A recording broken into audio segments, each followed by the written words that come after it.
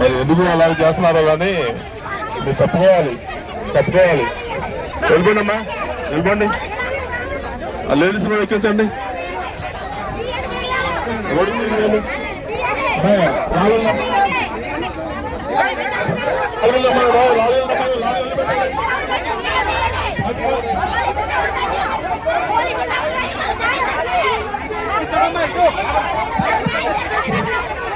వెళ్ళిపోతండి. బాబు last మాట్లాడి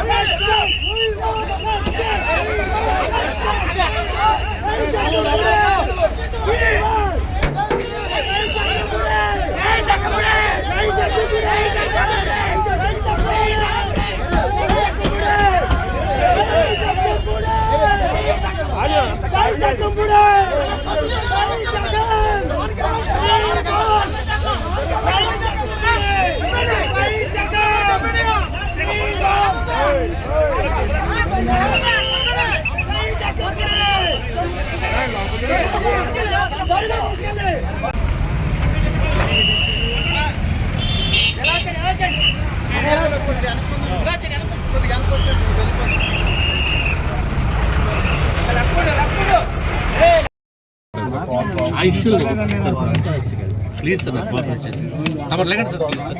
ఆ family న్యాయం చేస్తాం సార్, అందరం కలిసి తమరితో మేము ఉంటాం. అమౌంట్ సార్ మీరు సాటిస్ఫై విధంగా నేను చేస్తాను. లేకండి సార్, తమరు మాకు కోఆపరేట్ చేయండి. లేదు మీరు లేదు సార్, రండి సార్ ప్లీజ్.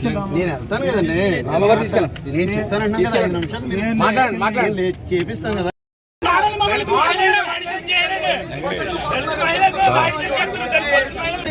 ఏం మాట్లాడతా రాలేదు. మట్టి మాఫియా ఎవరు పెడతాడే ముందుకుని ముందుకు వెళ్ళిపోతుంది. మట్టి మాఫియా అని అర్జెంట్ గా ఆపాలి. ప్రజల మీద ఈ ప్రజలకి ఈ చనిపోయిన కుటుంబానికి న్యాయం జరగాలి.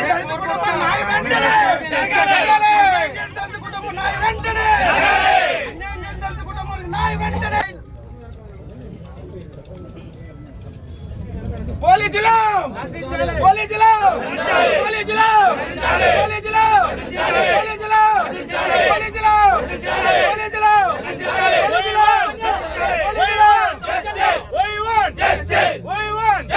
పోలీసులు పోలీసులు పోలీసులు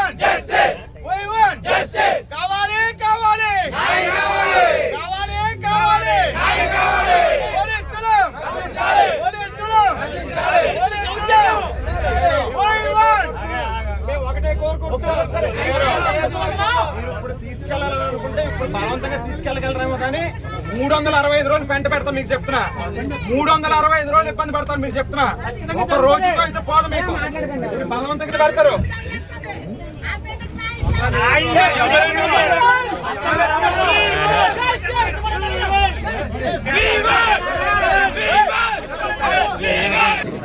వాళ్ళు తప్పుకోరా 10 మైళ్ళు తిరుగుతుంది.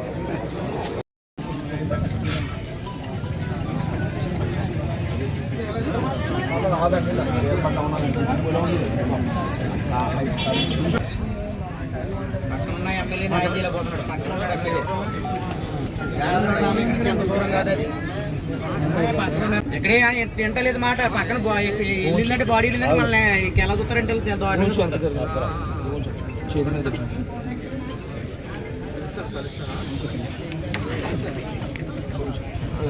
గడిచినటువంటి 2 సంవత్సరాలుగా ఈ కూటమి ప్రభుత్వం పరిపాలనలోకి వచ్చిన తర్వాత పెద్ద ఎత్తున రాజానగరం నియోజకవర్గంలో మట్టి మాఫియా నడుస్తూ ఉంది.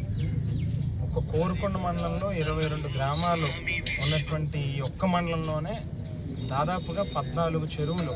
మీరు వెళ్ళి గాడాలు చూడండి, మధురపూడి చూడండి, నిడిగట్ల చూడండి, రాఘవాపురం, మునగాల, గాదరాడ, నర్సాపురం, ఒక చోట కాదు 2 చోట్ల కాదు 14 చోట్ల.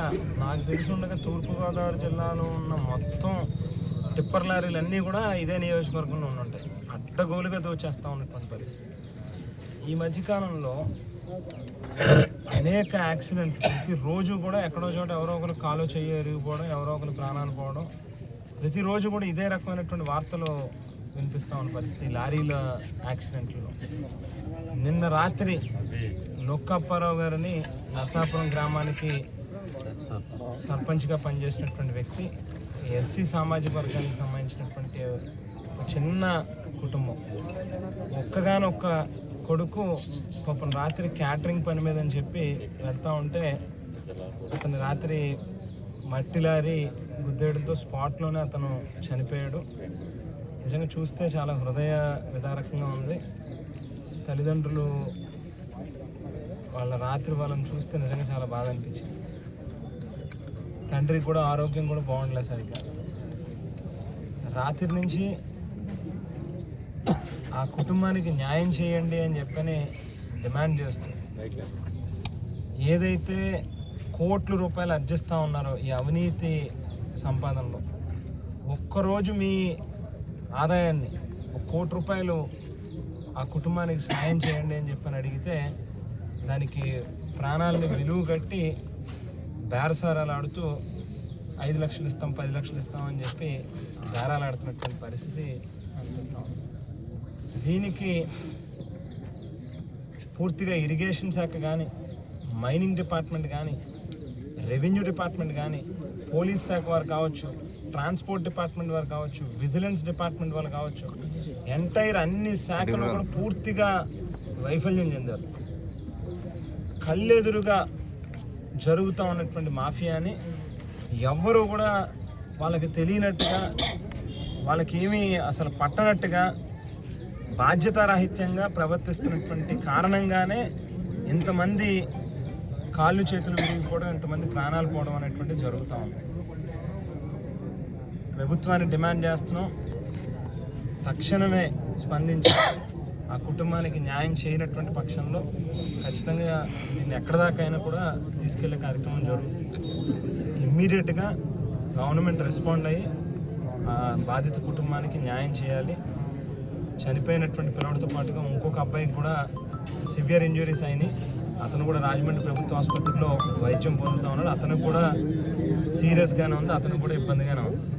సో ఇమ్మీడియట్గా గవర్నమెంట్ ఇంటర్వ్యూన్ అయ్యి జిల్లా కలెక్టర్ గారు కూడా స్పందించి ఆ కుటుంబానికి న్యాయం చేయాలని చెప్పి డిమాండ్ చేస్తూ ఉన్నాం. సో కొంతమంది అధికారులు లాఠీ చార్జ్ చేస్తాం, అవి చేస్తాం, ఇవి చేస్తాం అని చెప్పని బెదిరించేటటువంటి కాదు. మీ బెదిరింపులకు ఎవడో కూడా ఇక్కడ తాటాకు చెప్పులకు బెదిరేటటువంటి పరిస్థితి ఏం లేదు. ఖచ్చితంగా ఆ కుటుంబానికి న్యాయం జరిగితేనే ఇక్కడి నుంచి కదిలేది. లేకపోతే మీరు ఏం చేసుకున్నా కూడా దానికి నిలబడతాం. ఖచ్చితంగా బాధిత కుటుంబం పక్షానే నిలబడతాం. మీరు ఏం చేసినా కూడా గౌరవంగా, మర్యాదగా మీరు చేసేటటువంటి అవినీతి కార్యక్రమాల్లో మేము అడిగేది కేవలం ఒకే ఒక్క రోజుకి సంబంధించినటువంటి ఆదాయం అడుగుతాం. అంటే ఎస్సీలు చనిపోతే రోడ్డు మీద వాళ్ళ ప్రాణాలు పోతే మీకు లెక్కలేదా అని నాకు తెలియకడుగుతా. గడిచినటువంటి 2 ఏళ్లలో గాడాల్లో ఇన్సిడెంట్ జరుగుతుంది. ఎస్సీని పోల్లకు పెట్టి పోల్స్కి కట్టి కొట్టే కార్యక్రమం చేస్తారు, సీతానగరంలో చేస్తారు, కోటికేశ్వరంలో చేస్తారు. ఆఖరికి యాక్సిడెంట్లు చేసి చంపేసే కార్యక్రమం చేస్తారు. ఎవరైనా యానిమేటర్ల కింద పనిచేస్తే ఎస్సీని పీకేస్తారు. ఫీల్డ్ అసిస్టెంట్ కింద పనిచేస్తే వాళ్ళకు ఉద్యోగాలు పనిచేయకూడదు, వాళ్ళని పీకేసే కార్యక్రమం చేస్తారు. ఎస్సీలు అంటే అంతగా లోకువా? వాళ్ళ తరపున ఎవరు మాట్లాడరనేటువంటి ధైర్యమా ఏమైనా అడుగుతున్నా. ఖచ్చితంగా ఆ కుటుంబానికి న్యాయం జరిగి తీరాల్సిందే. అప్పుడు దాకా కూడా ఇక్కడ నుంచి కదిలే ప్రసక్తే లేదు. ఇంకా కాసేపు చూస్తాం. ఏదైనా ప్రాపర్ రెస్పాన్స్ కనుక లేకపోతే ఖచ్చితంగా గవర్నమెంటు, డిపార్ట్మెంట్లు అందరూ కూడా ఇబ్బంది పడతారు. మేము తీసుకునేటటువంటి చర్యలకి అని చెప్పి కూడా హెచ్చరిస్తాం.